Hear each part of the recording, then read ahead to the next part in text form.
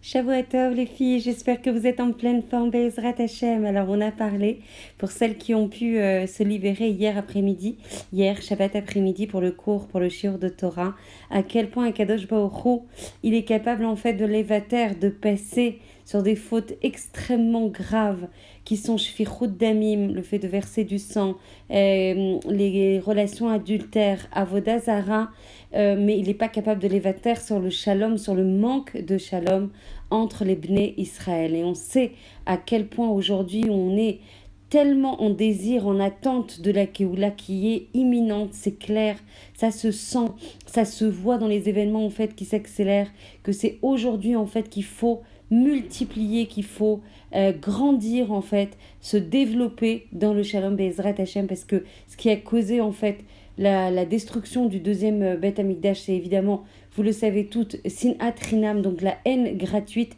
et que pour réparer et que pour permettre justement la venue en fait du Mashiach et la reconstruction en fait du troisième temple, il faut impérativement réparer cette faute et justement sortir de ces divisions, sortir de ces manques d'unité, multiplier en fait les jugements favorables, rapprocher en fait les enfants d'Israël de leur papa qui est Akadosh Baruch Hu. Donc vraiment mettre un accent, un focus hyper fondamental, essentiel, intense sur le shalom entre nous. Et on va parler en fait du fait de garder justement le silence quand on est humilié, quand quelqu'un nous chahute, quand quelqu'un nous secoue, quelle force on représente et on représente en fait par rapport à cette humiliation, par rapport à ce shalom sur lequel on doit s'investir. Et voilà le conseil que va nous livrer Rabbi Yitzhak Zilberstein lorsqu'une femme ou un mari vont être offensés par leur conjoint. Et le Rav Yitzhak Zilberstein va proposer qu'elle s'isole dans un coin de la maison et qu'elle dise que ce soit ta volonté, que le silence que je garde soit considéré à tes yeux, Akadosh Baruch Hu, comme un grand acte et qu'il me nettoie et me purifie de mes fautes.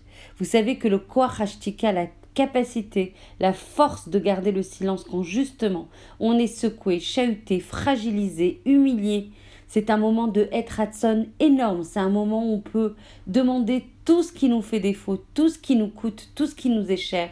C'est vraiment un moment, en fait, où on se purifie de ses fautes. Et du coup, grâce à cette purification, on a un Keli Naki pour recevoir, donc un Keli, un réceptacle propre, pour recevoir en fait l'ensemble des bénédictions que peut nous déverser Akadosh Baruch Hu.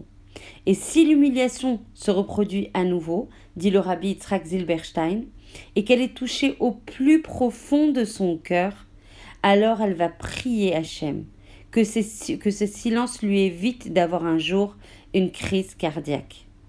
Et si son mari y continue encore et encore à lui adresser des critiques extrêmement fortes et acerbes, elle demandera à Hachem que par le mérite de son silence, par le mérite de son mutisme, qu'il l'épargne de la maladie loalénon, de la dysenterie, de la méningite, de se casser une jambe et de toutes sortes de douleurs et de peines.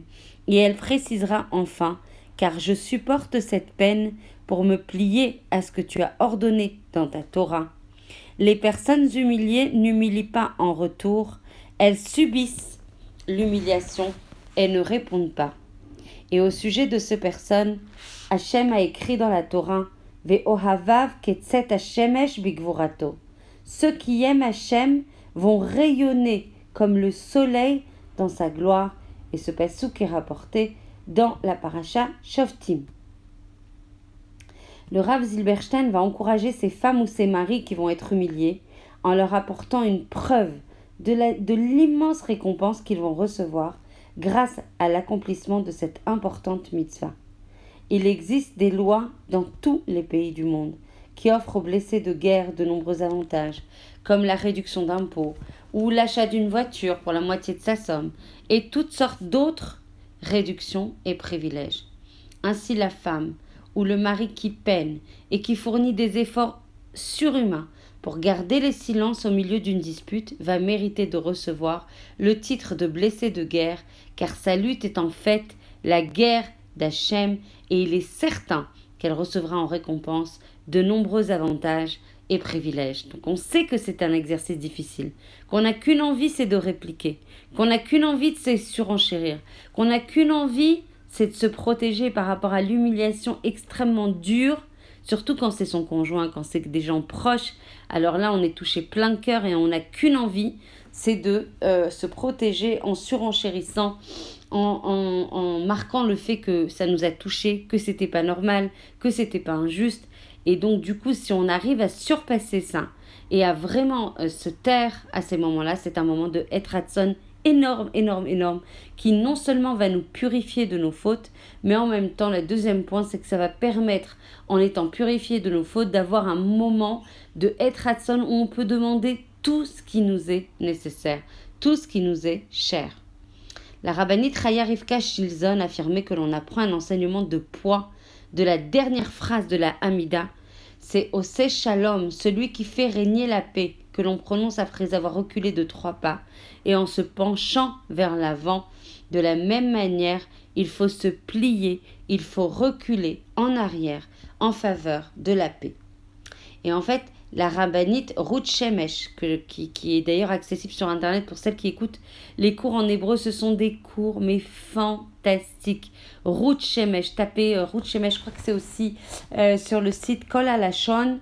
Mamash, c'est des cours en fait, notamment sur la Hashkafa, sur Taharat HaMishpacha, sur Shmirat HaLashon, sur Shalom Bayit, qui sont d'une puissance infinie. Je vous engage vraiment à les écouter. La rabbinite Ruth Shemesh rapporte les paroles du Rav Eliaou Lopian, qui affirme que celui qui fournit des efforts pour renforcer ses liens conjugaux, pour éviter qu'il y ait des marlokot dans son couple, donc des dissensions, devient en cela l'associé d'Hachem dans la création. Combien c'est fort, combien c'est haut, combien c'est grand de pouvoir préserver sa bouche au moment où il y a justement des disputes, de se taire, et là on devient l'associé d'Akadosh Baruch Hu dans la création. Et on sait que ce n'est pas un exercice simple. Et c'est pour ça qu'en face, on devient l'associé d'Hachem dans la création. Le Rav Shlomo Misville a prononcé les paroles suivantes. Celui qui est l'associé d'Hachem a ainsi la possibilité d'ouvrir sa bouche pour formuler des requêtes personnelles et être en cela exaucé. Et à ce propos, la rabbinite Kanievski disait toujours, lors d'un différend, lors d'un dispute, la plus infime des concessions de notre part a le pouvoir d'engendrer des grandes yeshuot, que ce soit pour nous, que ce soit pour notre famille, que ce soit pour la Sviva, Be'ezrat Hashem. N'est-il pas écrit que le monde ne se maintient que par le mérite de celui qui se tait au moment d'une dispute? Le monde est en déséquilibre. Quand quelqu'un se tait, quand quelqu'un protège le shalom, quand quelqu'un va levater sur son ratson pnimi, sur son ratson intérieur, pour faire le ratson d'Akadosh Baruch Hu et maintenir la paix, alors là, on maintient le monde en équilibre et on est le réceptacle d'immenses yeshuot. Voici une anecdote. Lorsque la rabbinite eut l'occasion de transmettre cet enseignement à une femme qui accomplissait courageusement cette recommandation de nos chachamim. On finit sur cette histoire. En fait, cette femme qui s'appelait Zahava a confié sa tristesse, son désarroi face aux humiliations systématiques et permanentes de son mari, auxquelles elle préférait ne pas répondre. En entendant ces propos, la rabbinite Kanievski lui a révélé qu'elle possédait une neshama exceptionnelle. Elle lui en a expliqué la raison.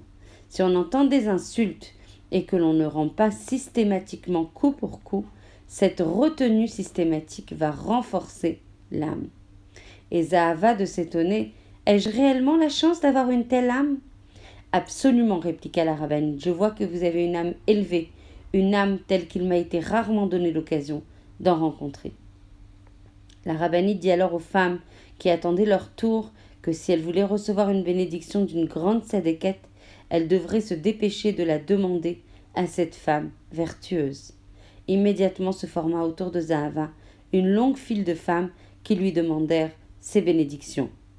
Vraiment, c'est un exercice qui n'est pas facile. C'est un exercice qui vraiment nous demande de l'évater sur nous, les idbatel, de s'annuler complètement par rapport au Ratson d'Hachem. Le premier Ratson d'Hachem, c'est que le shalom règne. Le shalom règne et notamment entre ses enfants. Et si on arrive à levater sur nos propres désirs, sur nos propres kavod, sur nos propres ta'avot, désirs. Alors du coup, Be'ezrat Hashem, on accédera pour nous et pour tout le Ham Israël à des grandes, grandes délivrances.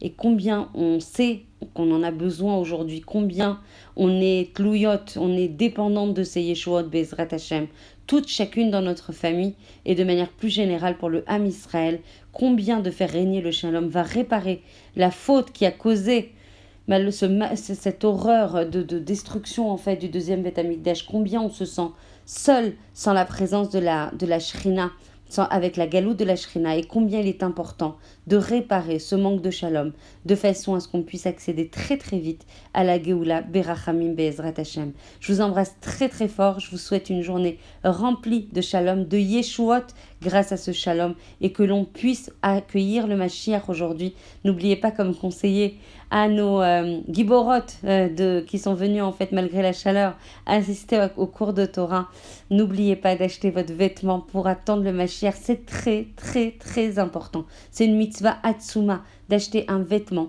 qui est meyoad, qui est dédié pour recevoir le Mashiach, et se dire celui-là, je sais que j'ai attendu et j'ai matérialisé cette attente de manière concrète, de manière tangible pour recevoir le Mashiach. Aujourd'hui, j'attends, et même si le chemin me paraît long, j'attends encore et je fais tout. Non seulement j'attends, mais je me mets en marche pour recevoir le Mashiach. Donc j'achète un vêtement, et même deux, un hiver, un été, mais acheter un été c'est mieux parce qu'il va arriver très vite, Be'ezrat Hashem. Je vous embrasse très très fort, je vous souhaite une très belle journée.